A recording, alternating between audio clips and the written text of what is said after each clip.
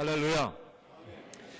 오늘부터 9월달은 예배의 주제로 말씀을 전해드리겠습니다. 지난주에 그 부흥의 조건 중에서 가장 중요한 그 예배라고 했습니다. 그래서 우리들이 왜 예배를 드려야 하는가에 대해서 말씀을 나누었습니다. 오늘은 구체적으로 그러면 우리가 어떻게 하면은 예배를 드릴 수 있는가? 그래서 예배의 그 영적 훈련에 대해서 말씀을 나누고자 합니다. 영성, 예배의 영성. 저는 오늘날 그 크리스천들의 가장 큰 문제 중 하나가 이것이라고 생각합니다. 이 나의 믿음과 행동의 차이입니다. 내가 어떻게 믿는 것과 그것이 내 삶에 있어서 어떠한 연관성이 있는가. 이것이 큰 차이가 있다 하는 것이 가장 큰 문제입니다. 이것이 바로 모든 세상 사람들이 오늘날 교회에게 향하는 그런 비판 소리 아닙니까? 크리스찬들이 머리로는 믿는다고 하고 이렇게 말을 하고 주장하지만은 왜 그들의 삶이 그러지 못하는가? 그들의 삶을 그렇게 그들이 말하는, 그들이 선포하는, 그들이 믿는 그런 것을 백업해 주지 못하냐? 이것입니다. 그래서 우리들은 참 말로는 우리가 믿는다고 합니다. 예수를 믿습니다. 예수 그리스도께서 십자가에서 나의 모든 죄를 위하여 대속하여 돌아가셨습니다. 그건 믿습니다. 그렇게 하면서 내 생활과 성품이나 내 캐릭터가 바뀌어지지 않습니다. 즉 사랑과 희락과 화평과 오래 참음과 자비와 양성과 온유와 절제, 이러한 모든 그 성령의 열매들이 내 삶 속에 나타나지 않는다는 것이 문제입니다. 그런데 문제는 그렇게 나의 믿음과 삶의 연결성이 없다는 것이죠. 그렇다면 왜 많은 사람들이 우리 기독교의 그 복음의 진리를 믿으면서 그런 성품이 내 삶 속에 나타나지 않는가? 그 이유는 내가 머리로 믿는 것을 내 삶 속에서 연결해주는 그 다리가 없습니다. 그래서 그렇습니다. 내가 머리로 믿는 것, 그것이 마음과 내 삶 속에 연결이 되어야 되는데 그런 다리가 없다는 거예요. 그 다리는 무엇인가? 그것은 바로 영적 훈련입니다. Spiritual discipline. 영성입니다. spirituality. 마치 기도가 영적 훈련이죠. 성경을 읽고 섭취하는 것이 영적 훈련입니다. 이것을 돕기 위해서 또 제자 훈련을 합니다. 그러면 거기에 참여해서 그 훈련을 통해서 우리가 그 영성을 키워나가는 것입니다. QT라고 하죠. 우리가 quiet time. 우리가 말씀 묵상하는 것, 우리가 날마다 솟는 샘물을 가지고 우리가 매일 말씀 묵상하자 하고 우리 성도들에게 권유를 하면서 그거 가지고 또 새벽 기도를 매일 합니다. 이런 모든 것들이 다 영적 훈련입니다. 그런데 영적 훈련 중 또한 아주 중요한 훈련 하나가 뭐냐면 예배입니다. 예배. 여러분들 오늘 앉아서 여기서 지금 예배를 드리는 이 모습들, 이것이 하나의 영적 훈련입니다. 영성입니다. 그래서 예배는 무엇이냐면 마음과 행동을 참여하게 하는 훈련이에요. 예배를 통하여서 내가 머리로 믿는 것을 마음으로 통과하게 하는 것입니다. 그래서 우리의 그 지와 우리의 정과 의, 이 모든 것이 다 참여를 하게 하는 것입니다. 이 예배를 통해서 다 작동하는 거예요. 오늘과 같이 이렇게 예배를 드릴 때 내 믿음을 연습하는 것입니다. 내가 말로만 믿는 것이 아니고 내 머리로만 믿는 것이 아니고 내가 주님을 사랑하는 것은 내 목소리로 높여서 찬양을 드리는 것. 그렇죠? 그래서 우리가 participate 합니다. 이렇게 참여하는 것입니다. 나의 그 믿음을 기도로 올려드리는 것입니다. 그래서 또 이 나의 그 믿는, 하나님을 믿는 그 믿음을 기도로서 나타내고 올려드리는 것입니다. 또한 말씀에 응답함으로써 참여하는 것입니다. 말씀이 선포될 때 여러분은 아멘하고 받아들입니다. 그렇죠? 근데 우리 교회는 이렇게 아멘이라는 이 연습이 잘 안 된 것 같아요. 이 훈련이. 그래서 제가 아멘을 자꾸 이렇게 끌어들여야 돼요. 아멘? 하면 그때 아멘 하고. 그러지 않고 좀 말씀이 좋으면은 내가 마음에 와닿으면 아멘 좀 하세요. 그래야지 그것이 내 것이 된다 그랬잖아요. 그죠? 그 말이 그냥 그런가 보다 그러면 지나가 버려요. 그러지 말고 아멘 믿습니다. Let that be mine. 그 축복이 나에게 주시옵소서. 그럴 때 내가 아멘 하는 거예요. 그래서 이렇게 아멘으로 화답할 때 이 말씀이 선포되고 또 기도를 올릴 때도 마찬가지입니다. 우리가 아멘하고 같이 기도할 때 그것이 내가 함께 참여한다는 뜻입니다. 나의 물질을 드림으로써 우리가 또 참여하죠. 헌금 시간 때. 또 예배를 위해서 사역하는 분들은 나의 달란트와 은사로 참여합니다. 찬양팀이라든가 성가대원들, 또 이렇게 방송실에서 섬기시는 분 모든 것들이 다 예배를 위해서 참여하게 하는 것입니다. 나의 지와 정과 의, 그리고 나의 목소리, 나의 노래, 나의 기도, 나의 물질, 나의 은사, 전부가 다 주님께 바침으로써 우리 모두가 다 예배에 참여하는 것입니다. 그리고 말씀을 통해서 나의 믿음을 더욱더 잘 이해하고 그 말씀을 붙잡게 하는 것입니다. 이것이 예배입니다. 그렇기 때문에 예배는 참여입니다. 참여. participation입니다. 보는 것이, 예배 보러 가는 것이 아니죠. 예배는 보러 가는 것이 아닙니다. 예배는 드리는 것입니다. participate 하러 가는 것입니다. 그래서 내가 믿습니다 하고 예배에 참여하지 않는다면은 내가 믿습니다, 나는 하나님을 믿습니다 하고 내가 기도하지 않는다면은, 내가 믿습니다 하고 내가 말씀을 배우고 실천하지 않는다면은, 내가 주님의 몸된 교회를 섬기지 않는다면은 바로 내 믿는 것과 내 행동과는 차이가 있다는 거예요. 그렇다면 그것은 불성실한 그러한 신자요, 더 나아가서는 위선적인 신자라고 말할 수밖에 없죠. 왜 믿으면서 왜 행동이 나타나지 않느냐, 이거 아니에요. 여기 시편 95편은 그래서 우리 예배자의 그 머리와 마음과 의지, 우리 mind, emotion and will, 이런 모든 것들이 다 동원해서 나의 모든 인격체를 전부 다 동원해서 나의 모든 삶의 모든 부분 다 사용해서 예배를 참여하는 모습을 여기서 보여주고 있는 거예요.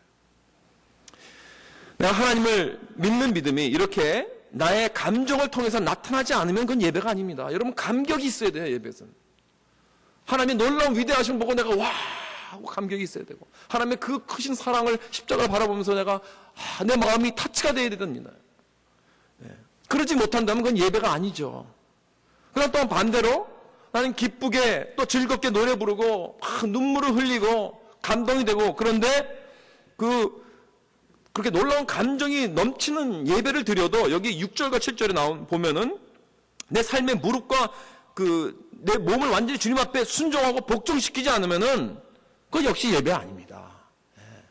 그렇죠? 여호와께 무릎을 꿇자 그랬습니다. 그러지 못하면은 내 삶의 무릎을 꿇는 것이네요. 그건 역시 예배가 아닙니다. 참 예배란 이렇게 나의 믿음과 감정이 같이 가야 됩니다. 그리고서 거기에서 반응해서 나의 삶이, 내 손과 내 발과 내 모든 행동이, 내 삶이 완전히 반영이 되어서 주님 앞에 완전히 무릎을 꿇고 순독하며 주님 앞에 나아가는, 이것이 바로 참 예배라는 것입니다. 그래서 이 예배란, 한번 우리가 예배를 드리고 나면요, 뭔가 바뀌어야 돼요. 뭐 변화가 있어야 됩니다. 변화가 일어나야 됩니다. 그 말씀에 순종하는 마음이 나타나야 됩니다. 그래서 하나님에 대한 지식이 나를 감격하여서 그것이 나의 삶으로 나타나게 되는 것입니다. 이것이 예배입니다. 여러분, 우리 한번 십계명 한번 생각해 봅시다. 이 십계명은 우리의 삶 전체를 다루고 있습니다. 그렇죠? 우리가 정말 십계명대로만 산다면은 모든 게 다 잘 될지어다, 좀 그렇게 봅니다. 왜냐하면 이 십계명이라는 것은 하나님께서 우리를 만드시고 이렇게 살라 하고 주신 거예요. 그래서 이 온 성경을 서머라이즈 한 것입니다. 그렇죠? 그래서 근데 그 십계명 중에서 이 첫 두 계명이 가장 기본적인 것인데, 이 첫 두 계명은, 첫째는 너는 나 외에 다른 것을 내 신으로 두지 말라 그랬어요. 그렇죠? 그 다음에 두 번째는 너는 너를 위하여 어떤 우상이나 만들지 말고, 또 어떤 형상도 만들지 말고 그것을 절하지 말라 그랬어요. 섬기지 말고. 그렇습니다. 여러분, 이 첫 두 계명은 무엇에 대한 계명입니까? 오늘의 주제, 예배. 그렇죠? 이 예배에 대한 것입니다. 그렇죠? 다른 신을 두지 말고, 거기에 절하지 말고, 섬기지 말라는 것입니다. 오직 하나님만. 이 예배에 대한 것이죠. 여기서 잠깐 두 가지만 생각해 보겠습니다. 첫째로, 우리가 첫 두 계명에서 우리가 무엇을 알 수 있느냐면은, 우리가 만약에 하나님을 경배하지 않는다면은 우리는 그 무엇과 다른 것을 경배하고 있다는 것입니다. 어떤 사람들은 그래요. 나는 하나님을 믿지도 않고 예배 가지도 않고 아무것도 예배 드리지 않습니다. 그렇게 말하는 사람들 많이 있죠, 오늘날. 그러나 정말 그럴까요, 여러분? 내가 교회를 다니지 않고 하나님을 믿지 않는다고 해도 나는 무언가를 지금 섬기고 있습니다. 무언가를 나는 지금 경배하고 있어요. 왜냐하면 나는 그 무언가 위에 내 삶을 세워나가고 있다는 거예요. 그 무언가 위에. 그리고 그 무언가 위에 내 마음을 주고 있다는 것입니다. 그럴 수밖에 없죠. 왜냐하면 아무것도 없는 그런 공백에서 내 삶을 세울 수는 없는 거예요. There has to be some kind of foundation이 있어야 돼. 그 무언가 위에 내서, 그리고 그 목적을 위해서 나는 살아가고 있습니다. 지금 어떤 것인지. 그 소망, 그 궁극적인 가치를 두고 산다는 거예요. 그 무언가. 예. 그렇죠? 그렇기 때문에 나는 아무것도 예배를 하지 않고 나는 아무것도 섬기지 않습니다. 라고 말할 수가 없다는 것이죠. 그것이 나의 직장이든, 그것이 나의 사업이든, 그것이 나의 커리어이든, 그것이 나의 어떤 사랑하는 사람이든, 그것이 나의 가족이든, 나의 무슨 어떤 명예든, 어떤 성취이든, 어떤 레크리에이션이든, 무엇이든지 내가 지금 그것을 찾고 있고 그것을 바라보면서 나는 이렇게 말합니다. 내가 저것만 가진다면 난 인생에 가치 있는 삶을 살 수 있을 것이다. 내가 저것만 가진다면 나는 내 삶에 어떠한 중요한 의미가 있을 것이다. 그렇게 생각합니다. 그래서 나는 이 세상의 가치를 통해서 나의 인생이 만들어지기를 소원하고 있습니다. 예를 들어서 어떤 여자가 나는 이런 남자만 만나기만 하면 난 성공할 거야. 의미가 있을 거야. 정말 멋있고 돈 잘 벌고 믿음 좋고 나이스하고 이런 남자만 만난다면은 나는 인생에 가치가 있는 삶을 살 거야. 이렇게 해서 인생을 로맨스에서 가치를 찾으려고 하고 또 결혼해서 가치를 찾으려고 합니다. 헛된 것이죠. 네. 또 모든 한인 부모님들은 우리 자녀들에게 생명을 겁니다. 내가 너 때문에 이민을 왔고 내가 너를 위해서 모든 걸 다 희생한다. 그렇게 하면서 우리 자녀들이 좋은 대학에 들어가서 정말 좋은 직장만 잡는다면은, 그래도 돈을 잘 번다면은 정말 난 가치 있는 삶을 얻은 것이라 그렇게 생각하고 말을 합니다. 이것도 얼마나 헛된 것입니까, 여러분? 그 무언가, 사랑하는 성도 여러분, 인생의 행복과 가치는 이 결혼이나 로맨스에 있는 것이 아니고 또 내 자녀들이 잘 되면 있는 것도 아니고 오직 예수 그리스도에게 있는 줄 믿으시기 바랍니다. 우리가 지난주에 예배는 그 가치를 높이는 것이라고 말씀했습니다. 가치를 알고 합당하게 대하는 것이 예배라 그랬습니다. 이 세상의 모든 사람이 바로 그것을 위해서 살고 있는 거 아닙니까? 그게 바로 나의 예배의 대상입니다. 내가 무언가 그 가치 있게 여기는 것. 그래서 내가 그것에 합당하게 살고 또 그것이 나를 이렇게 합당한 어떠한 사람으로 만들어 주리라 하고 소망하는 것. 나의 가치를 느끼는 것. 무언가가. 그 무언가가. 그것이 만약에 하나님이 아니면 다른 무언가입니다. 그것의 가치를 통해서 내 삶이 형성되는 것으로 우리가 생각하기 때문에. 그렇기 때문에 첫 두 계명이 이 다른 모든 계명의 파운데이션이고 기본이 돼요. 이 하나님을 예배함을 통해서 내 삶이 제대로 쉐입이 되는 거예요. 이게 기본입니다. 그리고 두 번째로 우리가 볼 수 있는 것은 이 십계명을 통해서 이 첫 두 계명의 기초가 확실히 세워지지 않을 때 다른 계명들이 흔들리게 되는 거예요. 그게 무슨 뜻이냐면은 내가 다른 계명을 잘 지키지 못하는 이유가 바로 여기 있다는 거예요. 내가 왜 자꾸 이웃을 미워합니까? 왜 자꾸 내가 다른 사람을 속입니까? 그리고 자꾸 진실되지 못하고 거짓말하고 왜 자꾸 내 자신을 컨트롤 못하고. 왜냐하면은 나는 지금 뭔가 잘못된 것을 경배하고 있어서 그렇습니다. 나의 예배의 중심이 그리스도가 아닌 다른 것이 되어버렸기 때문에 그렇습니다. 여러분, 내가 왜 거짓말하고 남을 속이느냐 하면은 하나님 외에 다른 것을 보고 내가 저것을 가지지 않으면은 나의 삶은 가치가 없는 거야. 그렇기 때문에 내가 어떻게 내가 속여서 거짓말을 하고 치령을 해서라도 내가 저것을 가져야 나는 진정한 삶의 의미를 가질 거야. 이렇게 생각한다는 거예요. 그래서 내 명예를 지키고 내 직분을 지키고 계속해서 내가 돈을 벌어야 되고 또 그렇게 하기 때문에 나는 남을 속이고 거짓말을 해야 한다. 내가 사람들 앞에 솔직하지 못하고 정직하지 못하는 이유는 내 마음속에 하나님 말고 다른 것을 보고 그 가치를 느꼈기 때문에 그런 것입니다. 내가 저것만 가지면 내 삶의 밸류가 높여지겠지. 다른 사람들이 나를 인정해 주겠지.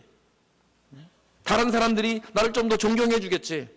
이렇게 보이면 내가 사람들 앞에서 가치가 올라가서 저 사람들이 나를 더욱더 귀하게 보겠지 라는 어떠한 잘못된 신을 섬기고 있어서 그런 것입니다. 하나님보다 다른 것을 더 가치화하고 있다는 그런 이야기죠. 여러분 생각해 보세요. 내가 정말 다른 모든 사람들보다 내가 하나님의 사랑을 가장 귀하게 여기고 다른 모든 사람들의 사랑보다 하나님의 사랑을 가장 높이고 귀중하게 여긴다면은 나를 누가 어떠한 사랑하는 사람이 나를 떠나간다 하더라도 나를 배반한다 하더라도 내가 그 사람을 잃는다 하더라도 그것은 결국 나를 넘어뜨리지 못할 것입니다. 왜?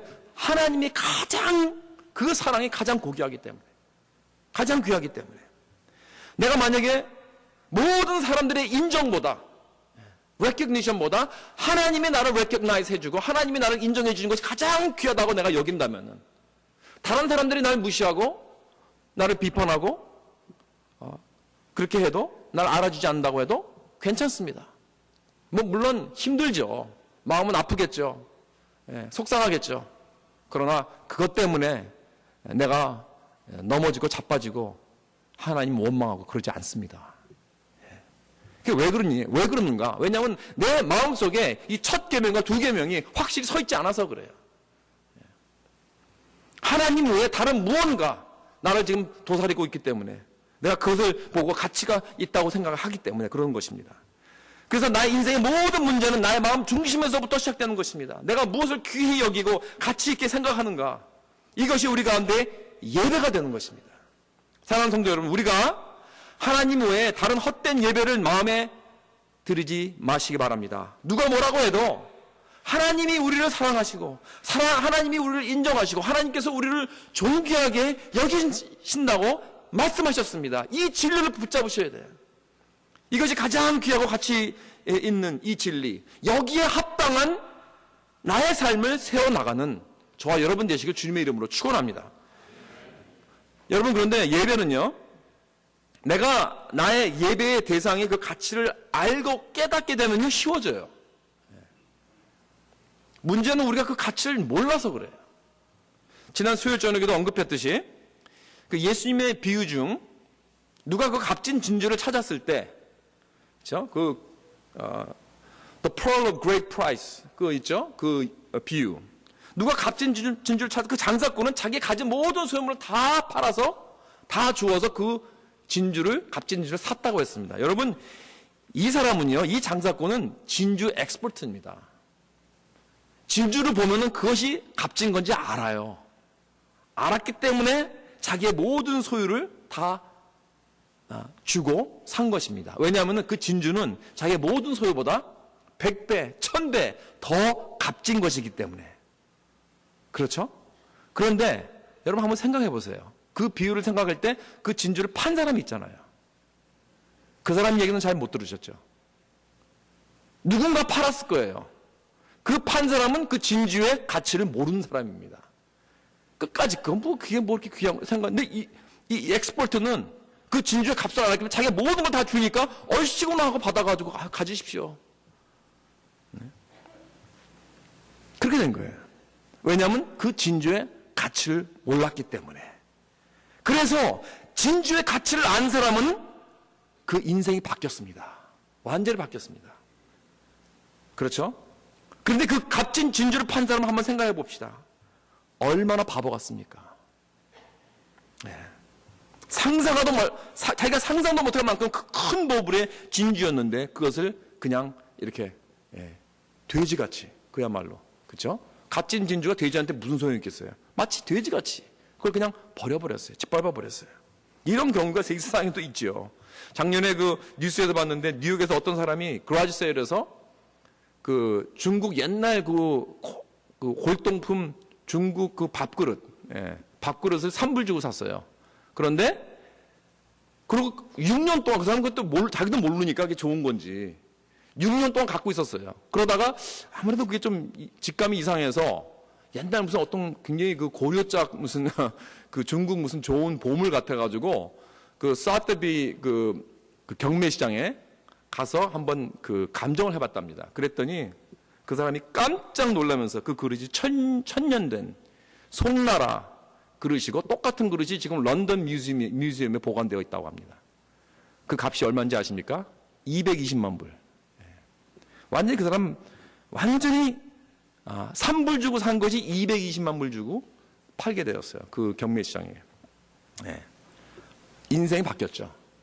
예, 인생이 바뀌었습니다. 그런데 그 그릇을 3불에 그 판 사람 생각을 해보세요. 예, 얼마나 원통합니까? 얼마나 바보 같습니까? 예, 그것이 그런 천년된 값진 보물이었는지 아무도 몰랐죠. 이렇게 불행하게도 많은 사람들이 오늘날 이 값진 진주의 값어치를 몰라서 그 보물을 헐값에 파는 사람과 같다는 사실입니다. 예. 말로는 우리가 예수를 믿는다고 해요. 말로는 예수님이 나의 구세주라고 합니다. 그런데 그 삶이 그 가치에 합당하게 변화된 모습이 없어요. 그 가장 이 세상에서 바꿀 수 없는 그 값진 진주인 예수 그리스도가 나의 진주가 되었다면은 뭔가 바뀌어야 될 거 아니에요. 뭔가 인생이 완전 바뀌어져야 될 거 아니에요. 이 사람 마치 이 3불 주고 산 사람이 이것이 220만 된 그런 사람 같이 인생이 바뀌어져야 될 거 아닙니까? 그런데 그러지 않고 있다는 사실입니다. 여전히 나는 이기주의적이고 여전히 나는 영적으로 형편없는 생활을 하고 있다는 것입니다.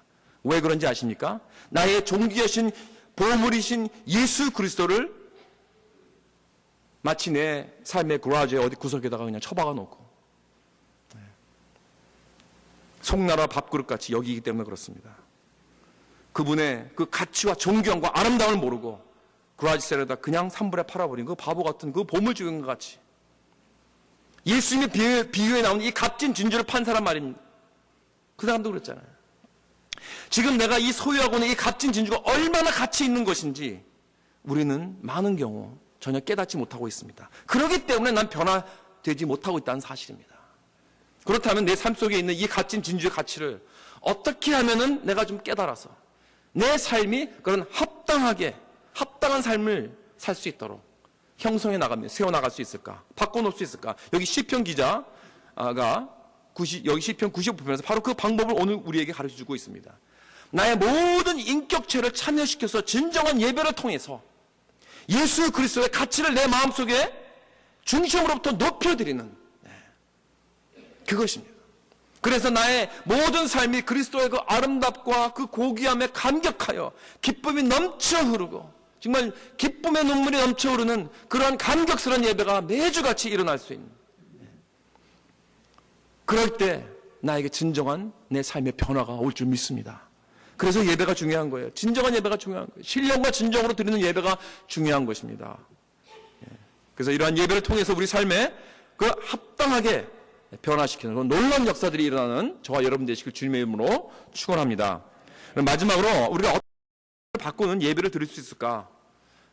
본문을 통해서 세 가지만 보겠습니다. 첫째로 이 단체적인 예배에 통하는 것입니다. Corporate worship. 이 그룹으로 같이 다 함께 예배 드리는 거예요. 여기 1절에 뭐라고 되어 있죠? 오라 우리가 여호와께 노래하며 우리 구원의 반석을 향하여 즐거이 부르자 그랬습니다.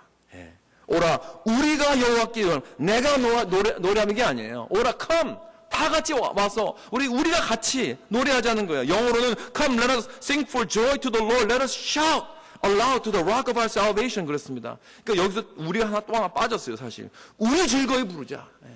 우리 다 같이 즐거이 부르자. 여호와께 우리 다 같이 노래하자 이거예요. 여기는 단수가 없어요. 다 복수입니다. 함께 corporate worship입니다. 함께 우리 단체로 예배 드리는 것입니다. 2절에 보니까 우리가 감사함으로 그 앞에 나아가며 라고 했습니다. 내가 경배하리가 없습니다. 우리 다 같이 경배하자. 6절에도 마찬가지입니다. 오라 우리가 굽혀 경배하며 우리가 let us 왜 크리스찬들은 이렇게 항상 모여서 함께 예배를 해야 하나요? 왜 집에서 하면 안 되나요? 집에서 나 혼자 기타 치면서 찬송가 부르면서 아니면 피아노 치면서 정 뭐하면 TV에서 그 원더풀 프리처들 그 설교하는 거 들으면서 뭐 그렇게 예배 드리면 안 되나요? 교회 꼭 나가야 되나요? 보기 싫은 사람 많은데 난 또 바쁜 사람이에요. 그리고 교회 나가면 다 그냥 가만 놔두지 않잖아요. 뭐 이거 해라 저거 해라 뭐 이리 와라 저리 와라 이거 도와달라 저거 도와달라. 난 사람들이 별로 싫어요. 뭐 이렇게 생각하는 사람들이 있습니다. 여러분 그러나 물론 혼자 집에서 예배 드리는 것이 뭐 잘못됐다는 건 아닙니다. 그러나 여러분 우리는 단체로 예배를 드려야 됩니다. 내가 하나님께 제대로 예배를 드리려면은 단체로 함께 예배를 드려야 합니다. 여러분, 우리 사람들도요, 1대1로 있을 때는 서로 대화하면 상대방을 잘 몰라요. 함께 그룹으로 같이 있을 때 더 잘 알 수가 있습니다. 2사람이 있을 때, 3사람이 있을 때, 4사람일 때, 점점 있을 때 이 그룹 형성이 일어나면서 그 사람의 그 다른 방면이 나오는 거예요. 그래서 내가 그 사람을 나의 1대1과 대할 때보다 더 많이 알 수 있게 됩니다. 그래서 저는 청년들에게 배우자를 고를 때 그 1대1로 만나지 말라 그래요. 그러면 그건 한계가 있다. 그러니까 그룹으로 만나서 저 내가 딱 찍어놓은 저 남자가 아니면 저 여자가 어떻게 행동을 하나 그걸 관찰을 해야 돼요. 그러면 더 잘 알 수가 있어요. 내 앞에서는 뭐 이렇게 막 이렇게 뭐 꾸밀 수도 있고 뭐 있는 말 없는 말 할 수 있지만은 그룹을 있을 때 그 모습이 진실된 모습이 나와요. 보통 그렇습니다. 더 잘 알 수 있습니다. 여러분 생각해 보세요. 만약에 이렇게 유한한 사람도 이렇게 여러 명이 모일 때 더 잘 알 수 있다면은 무한하신 하나님은 얼마나 더 그렇겠습니까? 내가 어떻게 이 무한하신 하나님을 나 혼자 예배 드리면서 제대로 알 수 있겠습니까? It's impossible. 그건 불가능한 것입니다. 많은 무리들이 함께 정말 놀라운 예배를 함께 정말 샤웃하면서 같이 기뻐하면서 예배를 드릴 때 그때 우리는 하나님을 제대로 알게 된다는 거예요. 이렇게 하나님을 제대로 체험할 수 있다는 것입니다. 내가 자꾸 혼자만 내가 알겠다고 이렇게 하면 자꾸 삐뚤어진 그러한 시각으로 바라볼 수 있습니다. 하나님을. 그럴 때 잘못된 길로 갈 수 있어요. 그래서 우리는 주일 공동 예배가 중요한 것입니다. 예배를 여러분 절대 경이하게 여기지 마세요. 많은 사람이 있으니까 나 혼자 빠져도 뭐 괜찮게 그렇게 생각하지 마세요. 예배 중요합니다. 예배 빠지지 마시기 바랍니다. 예배를 도우세요. 참여하세요. 나의 지와 정과 의를 다 동의하여서 진정한 예배를 드리시기 바랍니다.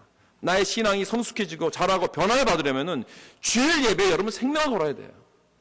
주일 공동 예배를 소홀히 하면 난 절대 잘하지 못합니다. 그래서 저는 그럽니다. Center your life around Sunday worship. 이 Sunday worship을 가지고 주일날 예배를 가지고 여기에다가 다 주위로 내 삶을 돌게 하라. 내가 돌다가 걸리면 들어오고 안 걸리면 안 들어오고 이게 아니에요. 이게 중심이 돼요. 나의 중심. 왜? 이것이 첫째 우리 10계명의 그 첫 계명과 2계명을 내가 잘 지키느냐 안 지키느냐 여기에 달려있는 것이기 때문에 그렇습니다. 그래서 주일 예배를 통하여서 하나님을 제대로 예배하여서 성숙하고 변화받는 저와 여러분 되시길 주님의 이름으로 축원합니다. 2번째로 경건한 마음으로 예배를 준비하며 참여하세요. 경건한 마음으로. 여러분 주일 예배는 언제부터 시작되는지 아십니까? 11시부터가 아니에요. 그 전날 토요일 저녁부터예요.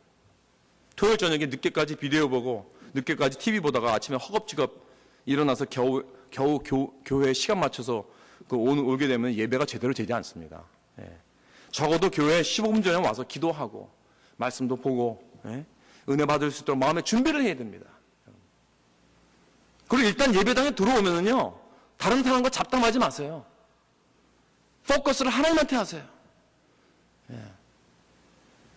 그리고 뭐 예배당 안에 성경 외에 다른 뭐 잡지 같은 거 무슨 뭐 신문지 가끔 들어오지 마세요. 뭐 그런 건 없지만은 핸드폰 다 끄고 예배 30분 전부터는 이 안이 조용히 해야 됩니다. 그냥 백그라운드 여러분 도와드리기 위해서 음악만 나오고 있는 것이고 하나님 앞에 포커스 하란 말이에요. 조용히 기도하는 시간입니다. 오늘 여기 시편 95편에 보면 어떻게 예배를 드리는가 구체적으로 예배 순서가 나오죠. 여기 첫 예배 순서가 아주 중요합니다. 첫 5verse는 첫 5구절은요 찬양입니다. 찬양. 그래서 그 앞에 이 찬양을 하는 모습이 나와요. 그 다음에 뭐가 나오냐면 자백과 무릎 꿇고 순종하는 모습이 나옵니다. 그 마음에 자백하고 기도하고 무릎 꿇고 순종하는 그런 모습. 그 다음에 세 번째로 뭐가 나오냐면 귀를 기울이고 하나님의 말씀을 듣는 거예요. 이렇게 크게 3가지 예배 순서가 나오죠. 그래서 첫째는 찬양, 둘째는 기도와 자백, 셋째는 하나님의 말씀. 이렇게 이 3가지 이 요소가 오늘날 모든 예배를 세워주고 있는 것이죠. 그렇죠? 예배 순서가 여기서 나오는 겁니다. 내가 하나님의 위대하심을 찬양하게 되면은 내가 얼마나 작고 부족하고 죄인인가를 내가 느끼게 됩니다. 내가 변화받기를 원해. 그래서 하나님 앞에 자백하면서 나는 죄인입니다. 나를 살려주세요. 나를 도와주세요. 난 부족합니다. 하고 하나님 앞에 기도와 또 자백으로 나아갑니다. 그렇게 해서 내가 마음이 공허해졌을 때 하나님의 은혜의 말씀으로 채우는 것입니다. 그리고 그 축복을 받고 이제 세상으로 나가는 것입니다. 이렇게 예배란 찬양과 기도와 말씀이 있어야 돼요. 근데 어떤 사람들은 이 찬양 순서는 별로 중요하게 생각하지 않아요. 그래서 일부러 늦게 오는 사람도 있습니다. 찬양 시간. 뭐 별로 중요하지 않으니까 뭐 그냥 슬슬 들어와도 된다. 여러분, 예배를, 찬양의 예배를 준비하는 시간이 아닙니다. 준비 찬양이라는 건 없어요. 그건 잘못된 것입니다. 찬양부터 시작하는 거예요. 찬양부터. 그래서 우리 교회는 예배 시작하기 전에 준비 찬양을 하지 않습니다. 찬양하는 그 순간부터 예배가 시작되기 때문에 그 전까지는 그냥 우리 각자 개인 기도로서 준비할 수 있죠. 그래서 그 사람들은 뭐 목사님 말씀만 들으면 난 예배를 드렸다고 생각하는 잘못된 생각을 갖고 있는 사람이 있습니다. 아닙니다. 제가 몇 년 전에 그 남거주에 어떤 큰 그 이세 교회 가서 예배를 드렸는데 예배 시간이 됐는데 교회가 그냥 텅 비었어요. 근데 분명히 그 교회가 굉장히 큰 몇천 명 되는 그 교회인데 왜 이렇게 사람들이 많이 없나? 그랬더니 한 20분쯤 지나니까 예배가 시작하고 찬양 뭐 거의 다 끝나가니까 그제서야 이제 다 거의 다 차지면서 목사님이 딱 말씀을 하려고 시작하니까 그때 거의 꽉 차더라고요. 그러니까 그 교회는 성도들이 한 반 이상이 말씀만 들어온 것 같아요. 여러분, 이건 예배 아닙니다. 예배의 모든 부분이 다 중요하다는 거예요. 예배는 처음 시간부터 참여하는 것입니다. 왜냐하면 예배는 관람이 아니기 때문에. 예배는 내가 그냥 들으러 오는 것이 아니고 보러 오는 것이 아닙니다. 내가 참여하는 것입니다. 예배의 관람자는 오직 딱 한 분입니다. 한 분만 영광 받아야 되는, 한 분만 우리의 박수를 받아야 된다. 그렇기 때문에 우리가 성가대 끝나고 나서 박수 안 하죠. 왜냐하면 성가대에게 박수하는 게 아니기 때문에. 물론 우리 박수할 수 있어요. 그러나 그거는 분명히 하나님께 하는 것이죠. 그러나 잘못 인식하고 사람들이 괜히 이렇게 그들의 퍼포먼스를 우리를 위해서 하는 건 줄 알고 아닙니다. 그게 아니죠. 하나님을 위해서 모든 특성도 마찬가지입니다. 헌금성도 마찬가지입니다. 우리는 가장 높으신 하나님을 위해서 퍼폼하는 거예요. 우리 다 같이 퍼폼하는 거예요. 우리를 대표해서. 그렇기 때문에 우리 사람들이 듣기 때문에 잘해야 되는 것이 아니고 하나님이 듣기 때문에 그러니까 더 잘해야죠. 한 번은 뉴욕에서 오프브로드웨이 쇼를 가봤는데 거기서 퍼폼하는 사람들이요 놀랐습니다. 어떻게 이렇게 정말 정성을 다해서 모든 정성 다해서 모든 하나하나 다 노래 부르는 거 얼굴 표정 그 춤추는 것 의상 뭐 스테이지 디자인 이런 것이 얼마나 잘 준비를 해서 자기의 그 베스트를 보여주는지 그 모습을 보면서 야 저렇게 사람들을 위해서 퍼폼하는데도 저렇게 자기의 모든 것을 다 쏟아붓듯이 하면서 퍼폼하는데 그 사람들에 비해서 교회에서 주님께 퍼폼하는 자세와 준비하는 임하는 그런 모든 자세 이게 너무나 대충대충 하는 거 아닌가 그런 생각이 많이 들었습니다. 헌금 시간도 예배입니다. 헌금 시간에 여러분 다른 거 하지 마시기 바랍니다. 헌금 시간도 경건하게 내가 주님을 바치는 그런 마음에서 그래서 우리는요 헌금함을 어떤 교회는 뒤에다 놓고 들어올 때 예배 시작하기 전에 아예 집어넣고 이렇게 오는 교회도 있더라고요. 그러나 저는 그러지 않습니다. 우리는 그러지 않습니다. 왜? 헌금하는 것도 예배이기 때문에. 예배이기 때문에. 정성껏 준비한 봉헌을 겸손히 드리고 난 후 주님 앞에 개인적으로 기도하는 거예요. 주님 이 헌물 놀라운 영적 기적을 일으켜 주시옵소서. 믿음으로 드리는 이 손길을 받아주시고 물질적 축복도 해주시고 그래서 주님을 위해서 정말 더욱더 크게 놀랍게 자유롭게 섬길 수 있도록 해주시옵소서. 이렇게 기도를 하는 것입니다. 그래서 예배의 처음부터 끝까지 모든 순서마다 우리의 정성으로 드리는 그러한 예배가 되기를 주님의 이름으로 축원합니다.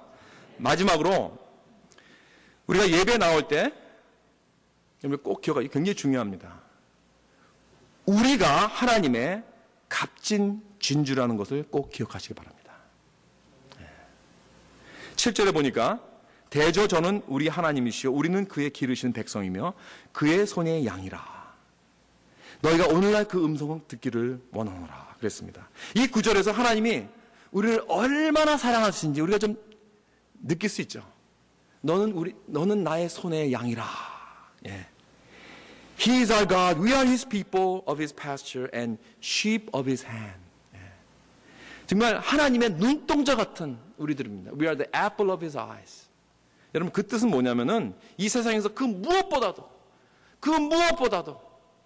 하나님께서 우리를 가장 귀하게 여기신다는 하나님께서 우리의 가치를 가장 높이신다는 것입니다. 이사야 53장 보면요. 우리 잘 알다시피 이사야 53장은 예수님의 그 십자가 고난을 예언하고 있는, 그리고 그것을 그린 장입니다. 그런데 그 모든 십자가의 고통을 다 표현하고 나서 나중에 이런 구절이 하나 나옵니다. 11절에 보면은 그가 자기 영혼에 수고한 것을 보고 만족하게 여길 것이라 그랬습니다. 그가 누굽니까? 예수 그리스도. 그가 자기의 영혼에 수고한 것을 보고 만족하게 여길 것이라. 정말 놀라운 말씀입니다. 여러분, 이것은 뭐냐면 마치 이런 말입니다. 예수님께서 자신을 주시고 모든 그 십자가의 고통을 다 겪으시고 다 내어주시고 십자가에서 그 완전히 죽으시고 난 후에 그것을 다 보고 난 후에 뭐라고 그러시냐면은 난 만족하다. It was all worth it. 그건 가치 있는 일이었다. 저 결과를 보라. It was worth it. 도대체 무엇을 보고 무엇 때문에 이것이 가치 있는 일이라고 그 험악한 그 십자가를 겪고 나신 후에 만족하다. 그렇게 말씀하시는 걸까요? 무엇을 위해? 그게 바로 나입니다. 그게 바로 여러분입니다. 저와 여러분을 보시고 예수 그리스도께서 십자가의 모든 고통을 다 겪으시고 it was worth it. 그건 가치 있는 일이다. 그렇게 말씀하셨습니다. 다시 말해서 예수님도 값진 진주가 있으셨어요. 그게 바로 여러분과 저입니다. 이 성경 말씀에서 하나님은 우리를 보고 이렇게 표현하십니다.